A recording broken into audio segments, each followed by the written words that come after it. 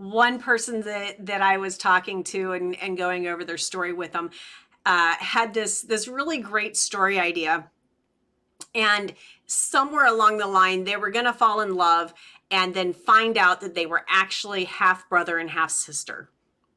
Oh my gosh, that's shocking. That's awful. But you know what? When you rely on something like that to be the whole shock value of your story, you're missing the boat. You're giving the reader more of a soap opera than an engaging story.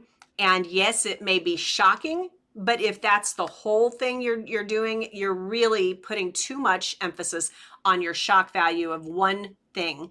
And honestly, it's kind of been done. So be careful about how heavily you rely on shock value.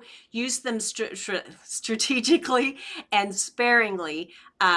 Create your impact and your surprise through a variety of things as you build and grow to the completion of your story.